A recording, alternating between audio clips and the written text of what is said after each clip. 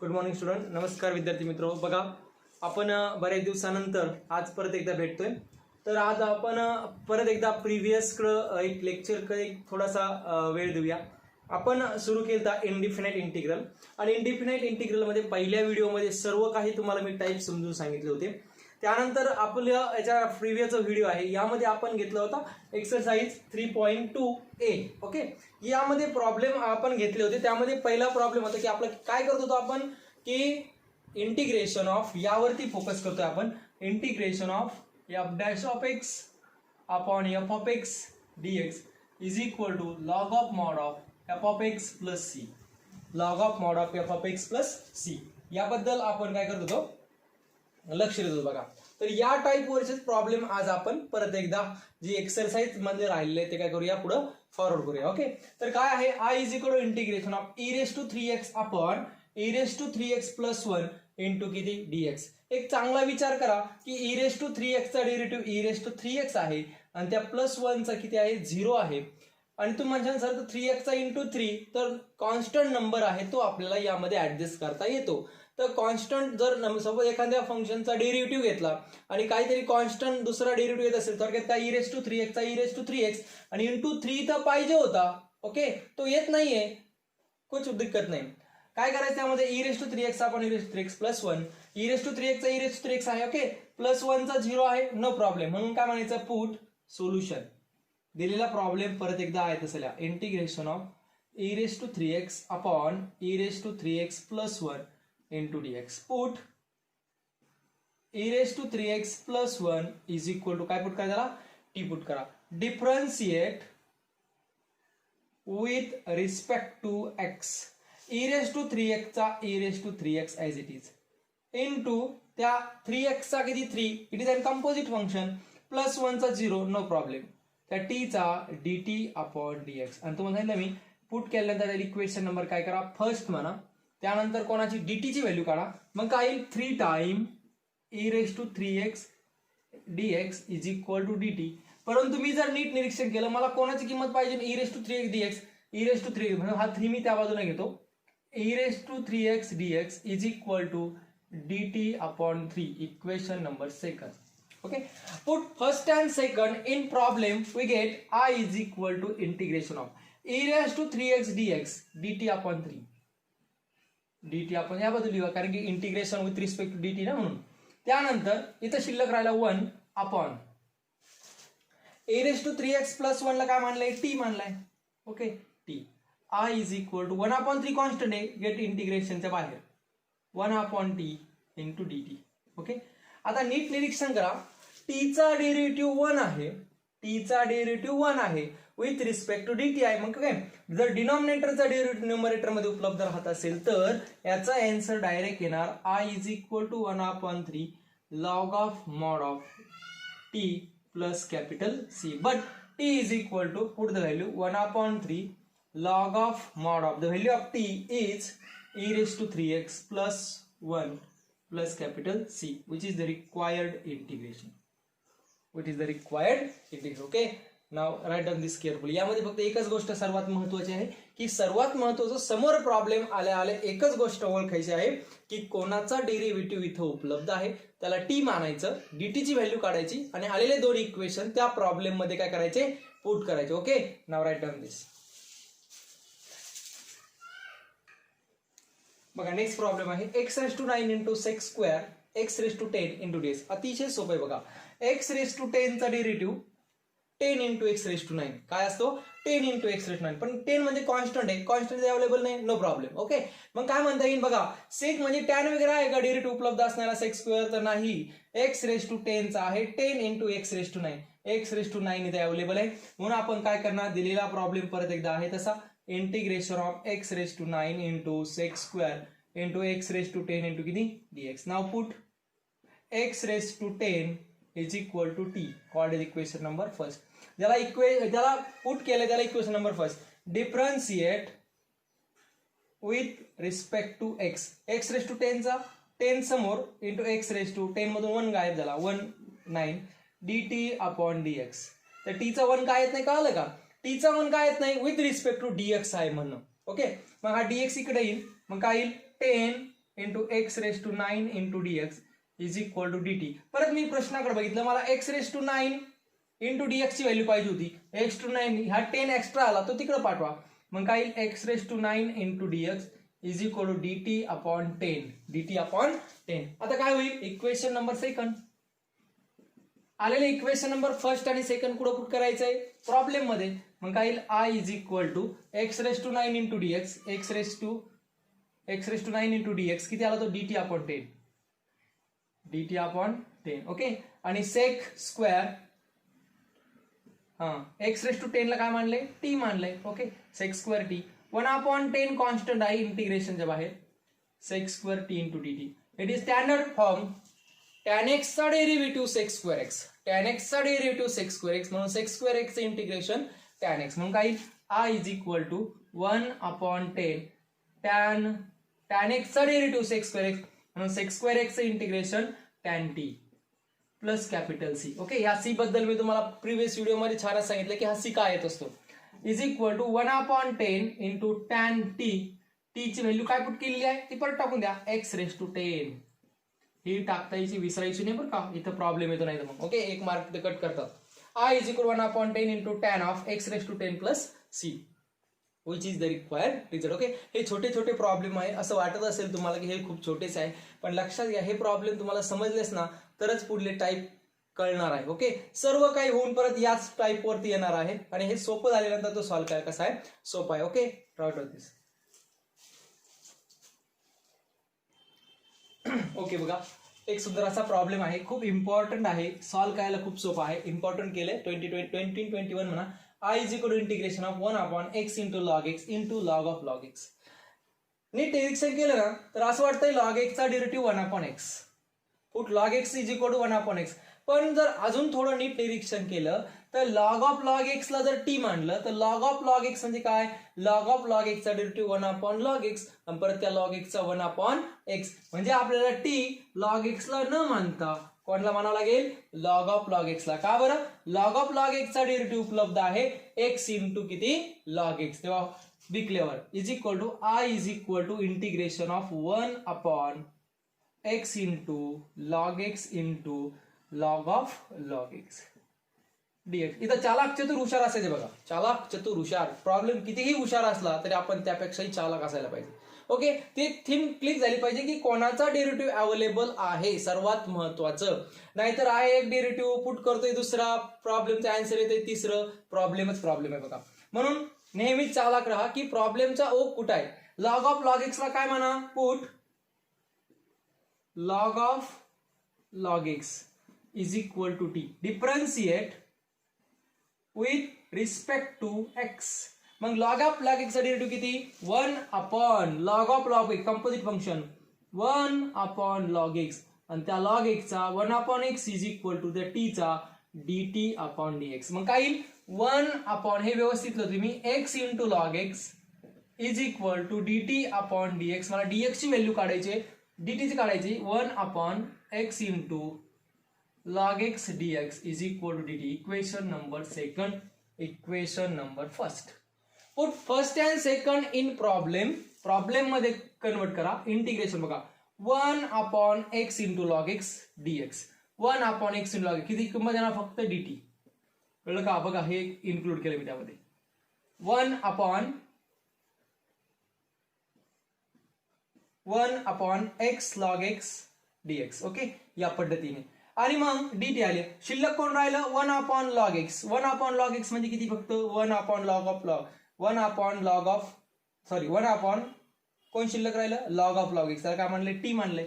म्हणजे 1 अपॉन किती, T. 1 upon किती, 1 आहे तसा log of log x T मानलाय. मग अगेन टीचा डेरिव्हेटिव्ह 1 विथ रिस्पेक्ट dt आहे म्हणून याचा आन्सर येणार direct log of t plus capital C. का बरं, टीचा डेरिव्हेटिव्ह 1 उपलब्ध आहे वरती विथ रिस्पेक्ट टू dt म्हणून. मग dt आल्यानंतर I is equal to answer log of t ची व्हॅल्यू टाकून द्या शेवट. हे सर्वात महत्त्वाचं, टी ची व्हॅल्यू काय, log of log x, log of log x plus capital C which is the required result. हा प्रॉब्लेम 2 मार्कासाठी खूप महत्वाचा आहे, व्यवस्थितपणे लिहून घ्या.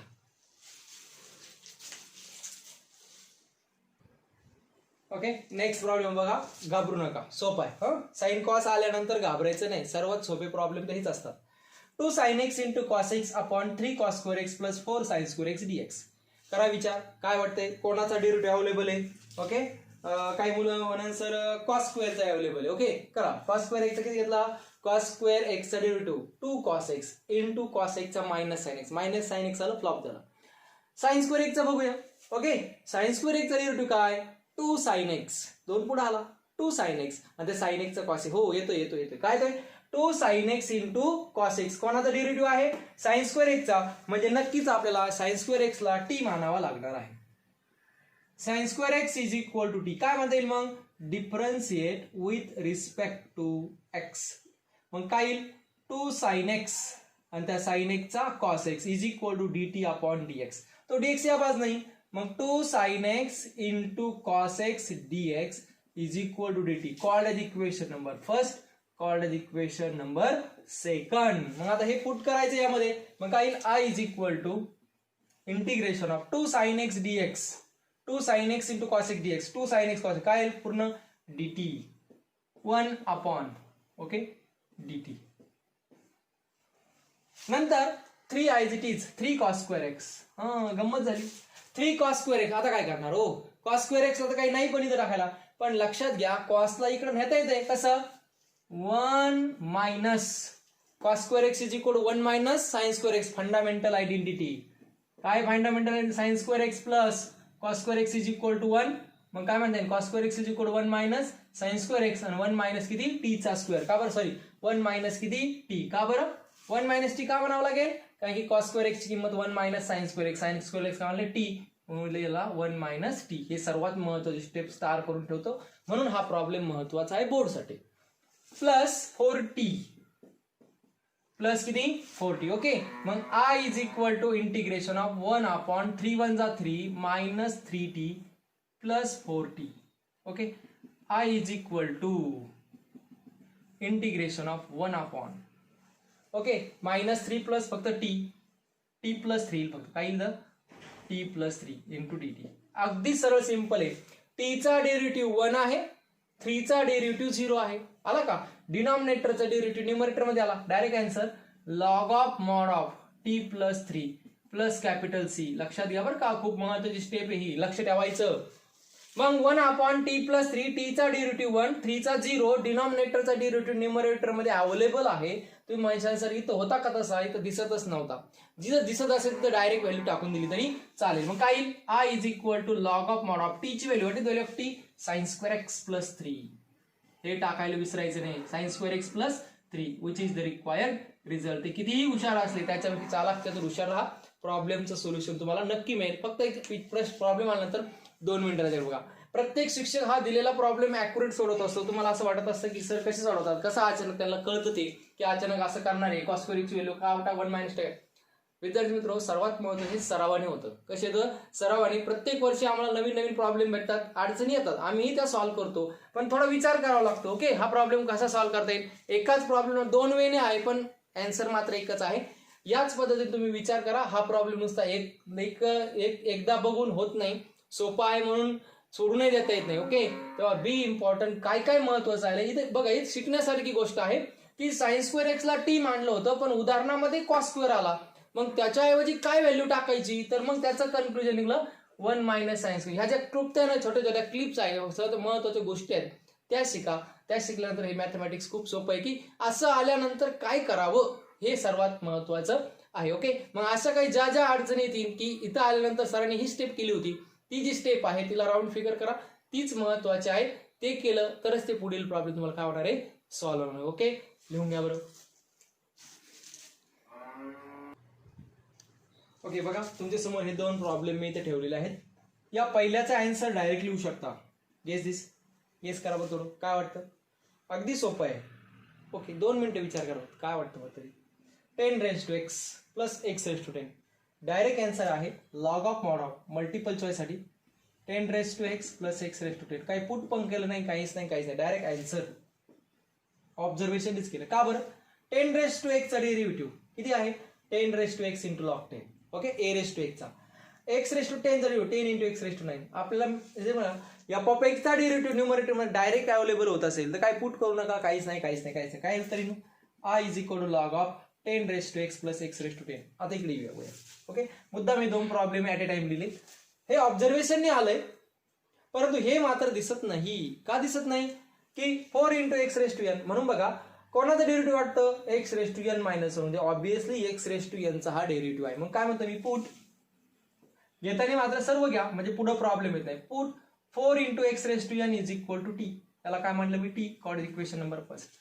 Differentiate with respect to x. With respect to x हा 4 as it is x raise to एनचा N into x raise to n minus 1 dt upon dx. Okay, मग काय? n into x raise to n minus 1 dx 4 into dt. आपल्याला x raise to n minus 1 into dx ची value पाहिजे होती त्यांची. हे सर्व इकडे घ्यावता येईल. X raise to n minus 1 into dx is equal to dt upon 4n. called equation number second. Put first and second in problem. We get I is equal to integration of x raised to n minus 1 into dx. dt upon 4n. dt नेहमी शेवटला, इथं लिहिण्याची गरज नाही, कारण की integration with respect to काय आहे ते कळालं पाहिजे.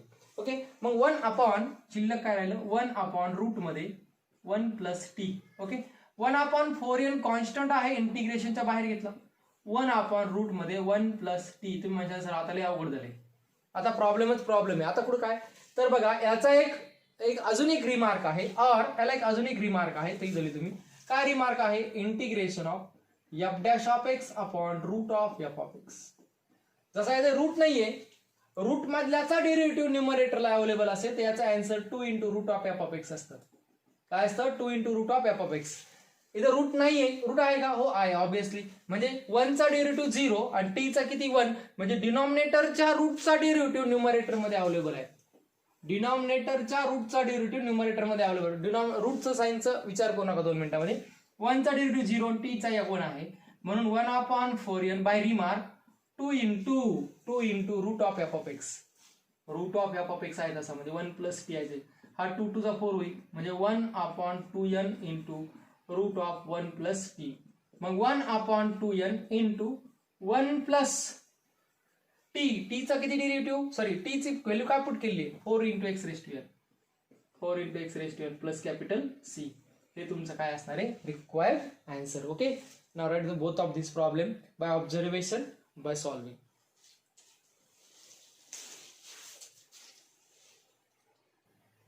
तर बघा आपला नेक्स्ट प्रॉब्लेम आहे. I is equal to integration of x square plus 2 upon x square plus 1 into a raise to x plus tan inverse of x d x. Okay, या प्रॉब्लेम मध्ये काय सॉल्व्ह करायला बघा. तर हा प्रॉब्लेम तसा बघितला गेला तर 3 मार्क्स आहेत. व्यवस्थितपणे लक्ष द्या. आता आपण ए रेस टू एक्स चा डेरिव्हेटिव्ह जर घेतला तर ए raise to x into log ए येणार आहे. ओके, त्यापेक्षा आपण काय करूया, तर x plus tan inverse of x ला किंवा ए raise to x plus tan inverse x ला टी मांडलं तरी चालतं. ओके, मग का बरं? की टॅन इनवर्स ऑफ एक्स चा डेरिव्हेटिव्ह मला माहिती आहे 1 अपॉन एक्स स्क्वेअर प्लस 1 होते, परंतु आज नुसता एक्स याला टी मानून चालणार नाही, पूर्ण टर्मला टी मानावं लागेल. आणि म्हणून put A raise to x plus tan inverse of x is equal to T. Equation number first. Differentiate with respect to x. मग ए रेस टू एक्स चा derivative A raise to x as it is into त्या x चा परत 1 plus त्या tan इनवर्सचा 1 upon 1 plus x square is equal to T चा dt upon dx. Okay, मग हे परत आपण सॉल्व्ह करूया. ए raise to x into tan inverse of x हे पुढे सॉल्व्ह करतो मी. हे पूर्ण bracket 1 plus x square into 1 plus x square plus 1 काहीच केलं नाही बघा, upon 1 cross multiplication 1 upon 1 plus x square dx is equal to dt. डीटीची value काढली म्हणजे ब्रॅकेट सॉल्व्ह करून मग काय येईल? ए raise to x into a raise to x plus आहे, sorry A raise to x plus tan inverse of into bracket x square plus 1 upon x square plus 1 नाही 2 येईल इथं 1 प्लस 1 2 into dx is equal to dt. Equation number second. Problem अतिशय सुटसुटीत झाला बघा. I is equal to put the value of first and second in problem x square plus 2 upon x square plus 1 x square plus 2 x square A raise to x ए पूर्ण याला dt येईल direct. Okay, पूर्ण याला काय येईल? dt. ही पूर्ण value आली डीटीची. बघा ए raise to x plus tan आहे. Okay, x square plus upon आहे, मग dx आहे. Okay, dt integration of dt आणि I is equal to डीटीचं integration असतं टी प्लस सी. डीटीचं काय टी, आणि टी कोणला पुट केलं होतं ते लिहून द्या. I is equal to a raise to x plus tan inverse of x plus C. अतिशय महत्वाचा 3 मार्क्सचा हा प्रॉब्लेम होता. व्यवस्थितपणे करा. समजण्यासाठी थोडा मोठा वाटतोय, पण तो सॉल्व्ह करायला घेतला तर अतिशय सोपा आहे. कोणाचा डेरिव्हेटिव्ह अवेलेबल होता सगळ्यांकडे? ए raise to x plus tan inverse of x. Okay, म्हणून आपण त्याला टी पुट केलं, त्याचा डेरिव्हेटिव्ह घेतला, ब्रॅकेट सॉल्व्ह केलं, ब्रॅकेट सॉल्व्ह केल्यानंतर डीटीची व्हॅल्यू काढली, आणि डीटीची व्हॅल्यू म्हणजे आपला पूर्ण प्रॉब्लेम होता. म्हणून डायरेक्ट डीटीची व्हॅल्यूचा फक्त काय घेतलं आपण? इंटिग्रेशन घेतलं. या पूर्णचं इंटिग्रेशन घेण्यापेक्षा डीटीचं व्हॅल्यू घेतलं, कारण की दोघं सेम फंक्शन आहे ना. जर दोन फंक्शन सेम असेल तर इंटिग्रेशन पण कसं असणार आहे? सेम असणार आहे. आणि म्हणून याचं घेतलं काय? म्हणून डीटीच घेतलं. डीटीचा इंटिग्रेशन आलं टी, जसं डीएक्सचं इंटिग्रेशन असतं एक्स, तसं डीटीचं टी प्लस सी, आणि त्या टीची व्हॅल्यू पुट केली आपण ए raise to x plus tan inverse of x plus C. Okay, this. Okay, बघा next problem. Integration of I is equal to x square upon under root of 9 minus x raise to 6 dx. आता इथून पुढचे जे problem आहे ना 4-5 ते व्यवस्थितपणे बघा. आता ते प्रॉब्लेम या पद्धतीने पण सॉल्व्ह करता येतात, किंवा त्याला बेस्ट मेथड आहे p x plus q into under root of x square plus b x plus c. म्हणजे इथून पुढचे जे प्रॉब्लेम आहे ते वेगळ्या पद्धतीने आपल्याला सॉल्व्ह करता येतात. त्याचे स्पेशल टाईप आहे, किंवा या पद्धतीने सॉल्व्ह करतात. ओके, परंतु या पद्धतीने सॉल्व्ह केल्याला गेल्यानंतर काही ऍडजस्टमेंट असतात. तर ती ऍडजस्टमेंट काय बघा. आय इज इक्वल एक छोटीशी ऍडजस्टमेंट करतो मी. एक्स स्क्वेअर का करतो ते पण सांगतो. 9 मायनस, आता एक्स रेस टू 6 मी असा लिहितो, एक्सचा क्यूब ब्रॅकेटचा स्क्वेअर. असंच का लिहिलं? 3 रेस टू 6 म्हणजे एक्स रेस टू 6 का लिहिला? मग सर म्हणजे तुम्ही एक्स रेस टू 6 ची व्हॅल्यू अशी का नाही घेतली? स्क्वेअर आणि त्याचा घेतली असती, परंतु मी जर एक्स स्क्वेअरला टी मांडलं तर आणि त्याचा डेरिव्हेटिव्ह घेतला तर 2x येईल. मला डिनॉमिनेटर मध्ये मात्र काय एक्स स्क्वेअर आहे न्यूमरेटर मध्ये, आणि म्हणून एक्स क्यूबचा डेरिव्हेटिव्ह घेतला तर एक्स स्क्वेअर येणार आहे. म्हणून put x cube is equal to t. बघा काय येतं आता? Equation number first, differentiate with respect to काय म्हणतो मी? एक्स. मग 3x square is equal to dt upon dx. मग x square dx is equal to dt upon 3. Equation number second. मग put first and second in equation. x square dx is equal to dt upon 3. 1 upon root मध्ये आलं 9 minus किती रे? X raise to 6 मध्ये काय झालं? T square. X raise to 6 का झालं? X क्यूबचा square आहे ना, मग टीचा काय म्हणता येईल? स्क्वेअर. ओके, मग I is equal to integration of काय करता येईल मग? A square minus b square 1 upon root of 3 square minus t square. A square minus b square म्हणजे काय? ए प्लस बी आणि ए मायनस, किंवा ऍज इट इज आपल्याला इथून पुढे काय करता येईल? सॉल्व्ह करता येईल. ओके, मग काय केलं आपण? कळलं? एक्स क्यूब ब्रॅकेटचा square, x cube is equal to t put केला. ओके, डिफरन्शिएट एक्स ने विथ रिस्पेक्ट घेतला, x cube 3x square dt upon dx. तो dx इकडे येईल dt अपॉन 3x स्क्वेअर. या दोनही व्हॅल्यू इक्वेशन मध्ये पुट केल्या. एक्स स्क्वेअर dx ची व्हॅल्यू dt अपॉन 3 आणि 1 upon under root of 9 as it is minus x square म्हणजे टी चा काय? स्क्वेअर. आता हा प्रॉब्लेम आपल्याला काय करायचा आहे? सॉल्व्ह करायचा आहे. ओके, काय करता येईल? करा बघा बरं, विचार करा 1-2 मिनिटं. ओके, काय येईल मग? तो I is equal to integration of 1 upon under root of 3 square minus t square 1 upon 3 constant घ्या इंटू dt. ओके विद्यार्थी मित्र हो, आता जर याचा रिझल्ट तुम्हाला याचा आन्सर मी इथे लिहून ठेवत होतो. 1/3 into sine inverse of x upon a means 3 upon t upon 3, आणि टी ची व्हॅल्यू आपल्याला टाकता येईल I is equal to 1/3 into sine inverse of t upon 3. T ची व्हॅल्यू आहे एक्स क्यूब. तुम्हाला सर आन्सर आम्हाला काही कळालेलं नाही, तर विद्यार्थी मित्र हो जास्त त्रास करून घेऊ नका. हे प्रॉब्लेम थोडक्यात भरपूर गाई चरत आहे आणि एखादी गाई चुकते, तसा हा प्रॉब्लेम इकडं थोडासा चुकला, टाईप येण्याच्या आधीच आला. ओके, आणि फिजिक्स मध्ये तुम्ही बरेच वेळेस असे डेरिव्हेशन बघितले असाल, तर याबद्दल आपण सविस्तर चर्चा करणार आहोत. हा प्रॉब्लेम तुमचा माझ्याकडे उधार राहिला, लक्षात घ्या. असं का म्हणतोय मी?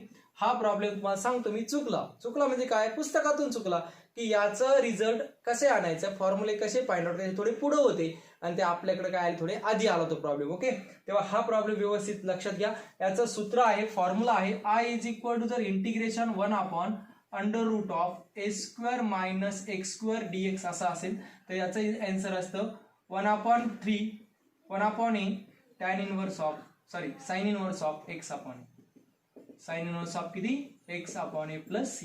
साइन इनवर्स x चा डेरिव्हेटिव्ह तो कोणाचा डेरिव्हेटिव्ह आहे, साइन इनवर्स ऑफ x चा. ओके, मग 1/a into sine inverse of x upon a plus c. Okay, now write down this carefully. यानंतरचे जे प्रॉब्लेम आहे हे असे थोडे टाइप्स चेंज आहे आणि त्यानंतर सर्वात महत्त्वाचा टाइपला आपण सुरुवात करतोय, integration of a sin x plus b cos x upon c sin x plus d. आणि त्याच्या खालीच आहे परत integration of e race to x plus b upon c e raise to x plus d. हे दोन type व्यवस्थितपणे आपल्याला सुरुवात करायची आहे. किती नंबरचे आहे, नंबरिंग कसं द्यायचं हे तुमच्याकडे मी ट्री डायग्रामने लिहून दिलेलं आहे. त्या प्रकारे तुम्ही काय करा, नंबरिंग करा आणि त्या पद्धतीने आपण हा सिलेबस पुढे नेऊया. परत एकदा सांगितलं तुम्हाला की इंटिग्रेशन चॅप्टर खूप मोठा आहे, परंतु त्यामध्ये महत्त्वाचे असे पॉईंट जर केले तर तो खूप इझी आहे. या पॉईंट मध्ये आपण काय घेतलं, integration of F of x upon f dash of x upon F of x dx. म्हणजे डिनॉमिनेटरचा डेरिव्हेटिव्ह न्यूमरेटर मध्ये उपलब्ध राहत असेल, कुठंतरी डेरिव्हेटिव्ह चमकला की याचा डेरिव्हेटिव्ह उपलब्ध दिसतोय बा आपल्याला, त्याला टी म्हणा, त्याचा डेरिव्हेटिव्ह घ्या, डीटीची व्हॅल्यू काढा, आले दोन फंक्शन त्या प्रॉब्लेम मध्ये टाका, सविस्तर तुम्हाला प्रॉब्लेम काय होणार आहे, सॉल्व्ह होणार. ओके, तर आजच्या लेक्चर पुरतं एवढंच. आजचा लेक्चर व्यवस्थितपणे रेफर करा. याच्यातले काही मिस झालेले काही एक्झाम्पल असतील ते सॉल्व्ह करा. एक राहिलेले 2-3 एक्झाम्पल सॉल्व्ह करून आपण नेक्स्ट टाईपला नेक्स्ट डे टुमारो सुरुवात करणार आहोत. ओके, तोपर्यंत हे व्यवस्था आपण लिहून घ्या. आणि परत एकदा तुम्ही जर चॅनल सबस्क्राईब केलं नसेल तर चॅनल सबस्क्राईब करा. नक्कीच त्याचा तुम्हाला फायदा होईल. ज्यावेळेस मी नवीन व्हिडिओ अपलोड करेल त्यावेळेस तुम्हाला नक्की लवकर कळेल. Okay, thank you.